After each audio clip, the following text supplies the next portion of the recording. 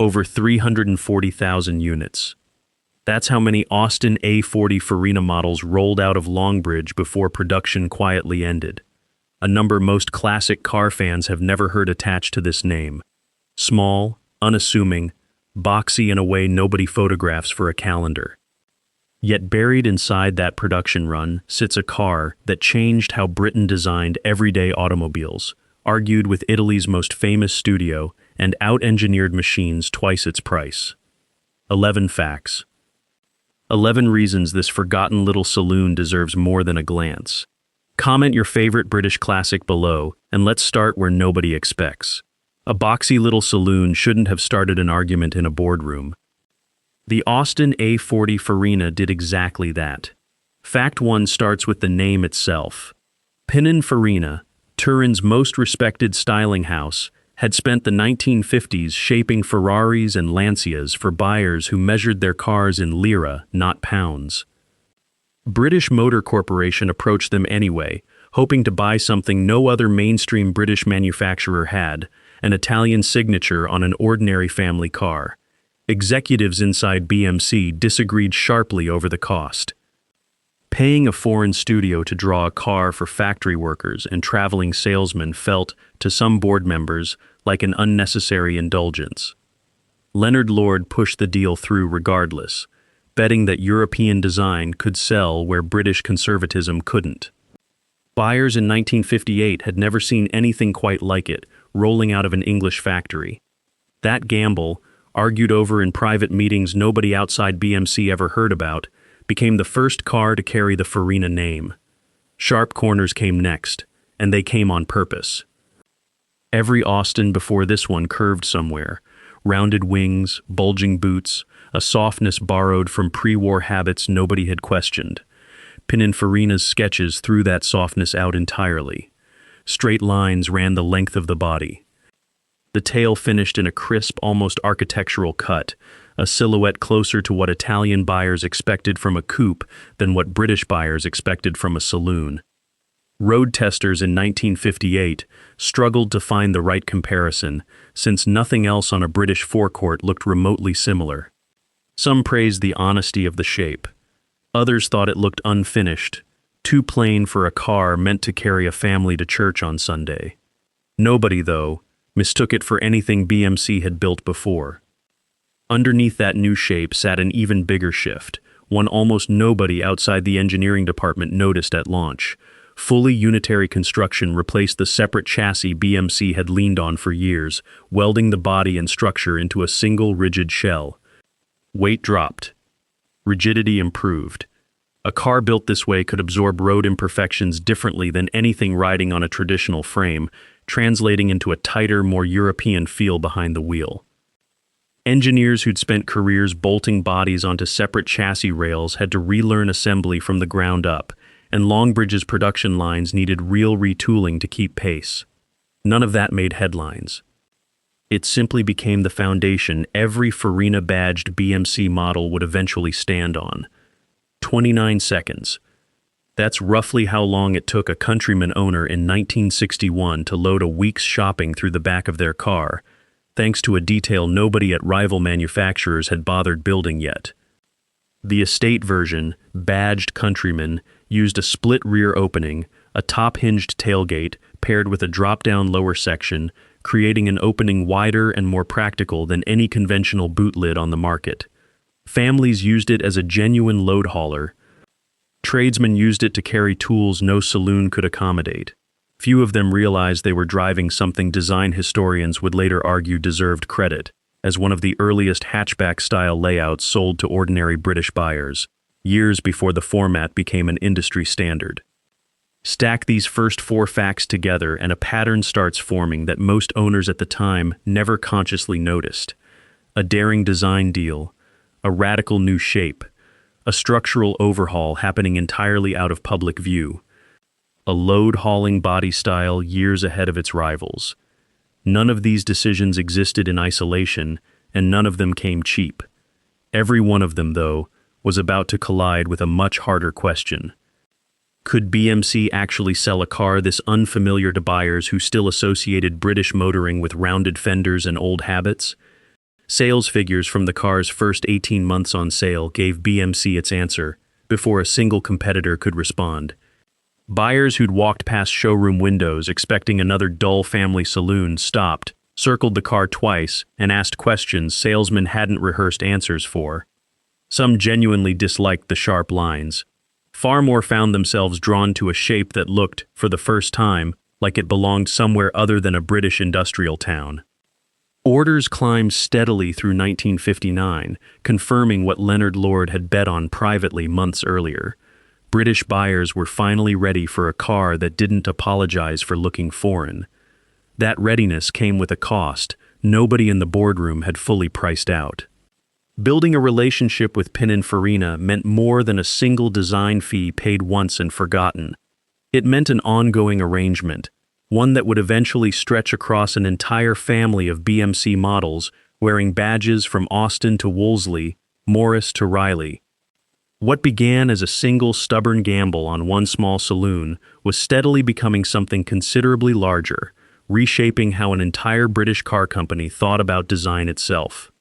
Nobody buying an A40 Farina off a Longbridge forecourt in 1959 understood how far that gamble was about to travel. The next four facts explain exactly how far and exactly what it cost the company to keep chasing it. America never fell for the Austin A40 Farina, and the reasons why explain more about British car exports than most enthusiasts ever learn. BMC shipped small numbers across the Atlantic through the late 1950s and early 1960s, hoping compact European design might carve out space against Detroit's much larger machines. Dealers in a handful of coastal cities took the gamble seriously, stocking showrooms with a car unlike anything built domestically.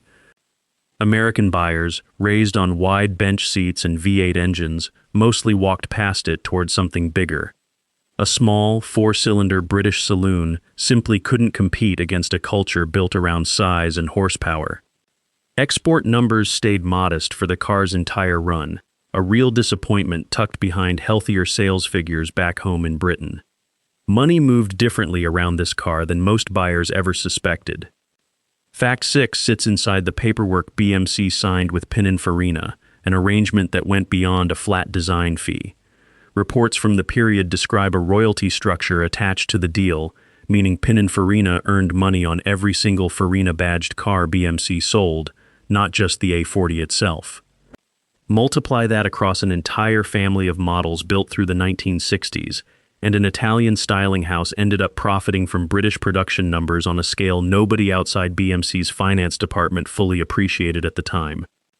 Executives who'd once argued against hiring a foreign design studio at all were now watching that studio collect income from cars wearing 5 different badges. Open the bonnet, though, and the story turns considerably less dramatic. BMC's A-Series engine sat under that sharp Italian bodywork, a modest 4-cylinder unit producing barely more than 30 horsepower in the A40's earliest form. Reviewers who'd praised the shape often qualified their enthusiasm the moment they mentioned acceleration. A car that looked ready for a European boulevard drove, in practice, like exactly what it was: a budget-conscious family saloon wearing borrowed European clothes. BMC never pretended otherwise.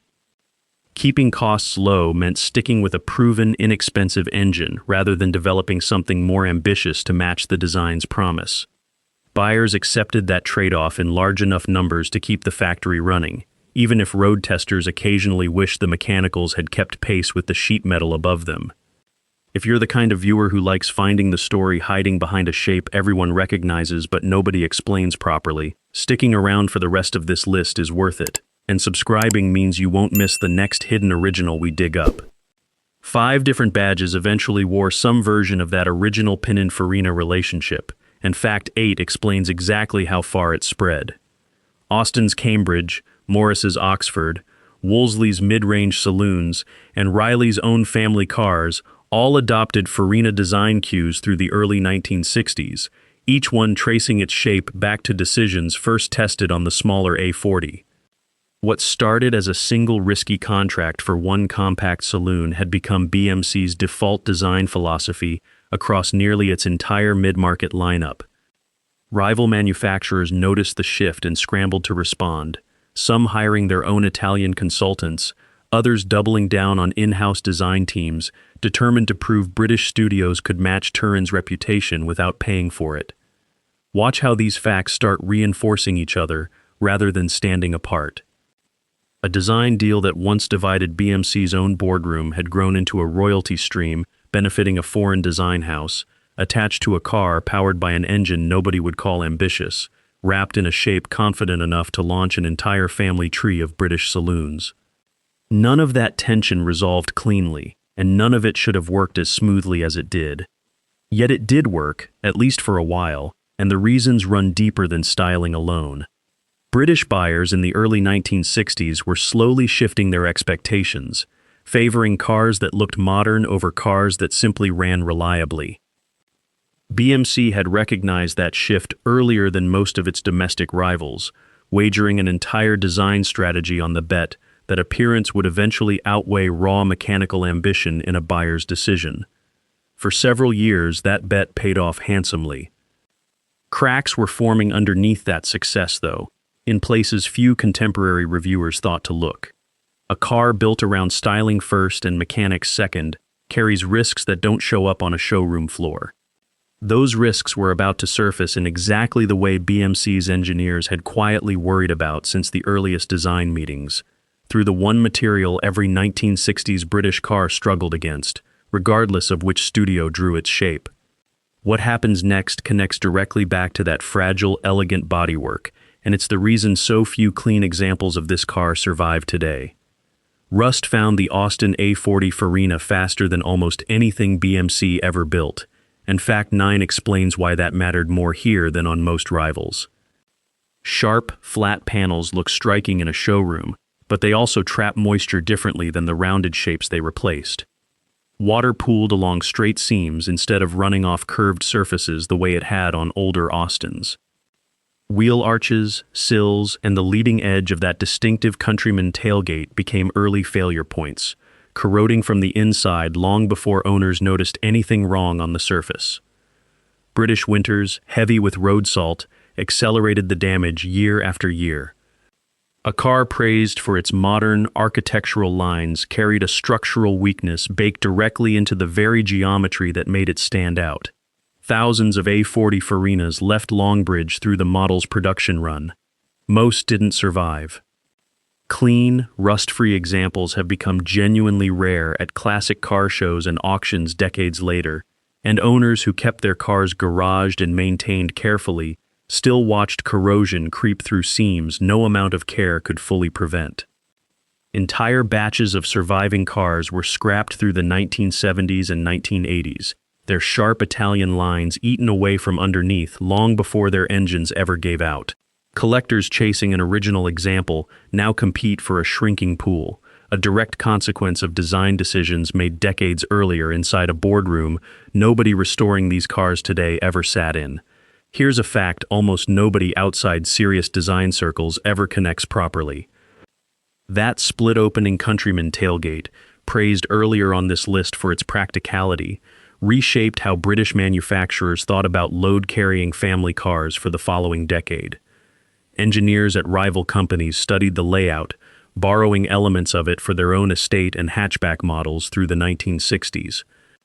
Design historians researching the origins of Britain's hatchback boom keep circling back to this unassuming little Austin, not because it invented the format outright, but because it proved ordinary buyers wanted exactly this kind of flexibility long before manufacturers built entire marketing campaigns around the word hatchback.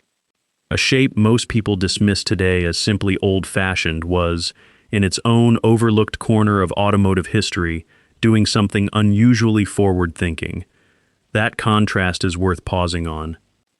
A car remembered mostly for rust and modest performance also happens to trace a direct line toward one of the most successful body styles the entire industry would eventually build itself around. Nobody driving an A40 Farina to work in 1960 understood they were behind the wheel of something design historians would study 60 years later. They understood only that the boot opened wider than their neighbor's car and that the shape turned heads outside the local shops on a Saturday morning. That's the real inheritance sitting underneath this small, boxy saloon. Not a supercar's engineering. Not a headline-grabbing racing pedigree. A stubborn design gamble. An unusual royalty arrangement. A modest engine wrapped in ambitious bodywork. And a load-hauling layout that quietly predicted where an entire industry was eventually headed. Every one of those threads runs back to a handful of decisions made inside a single company, over a remarkably short window of time, by people who had no way of knowing which choices would matter decades later and which would simply fade into showroom history. Picture the full list laid out side by side: a contested Italian design deal, a radically flat, un-British shape, a hidden structural overhaul nobody outside engineering circles noticed, a hatchback-style tailgate years ahead of its category, an export failure in America, a royalty stream still reaching back to Turin, a modest engine undercutting an ambitious body, an entire family of British saloons built on the same design formula, a rust problem baked directly into that formula's sharp edges, a design legacy tracing forward into an entire body style the industry hadn't named yet. 11 facts, and not one of them fits neatly into the story most people assume this car deserves. Most classic car conversations skip straight past the Austin A40 Farina, reaching instead for bigger badges and louder engines. That instinct misses what actually made this particular saloon worth remembering. It wasn't fast. It wasn't glamorous. It was the car that convinced an entire British company to bet its design future on an Italian signature, and quietly won that bet, one boxy, rust-prone, oddly influential saloon at a time. 11 facts, one boxy little saloon nobody expected to matter this much. That rust-prone shape helped write the blueprint for hatchbacks the whole industry later claimed credit for. Which forgotten British classic deserves this treatment next? Name it below and subscribe. The next hidden original drops soon.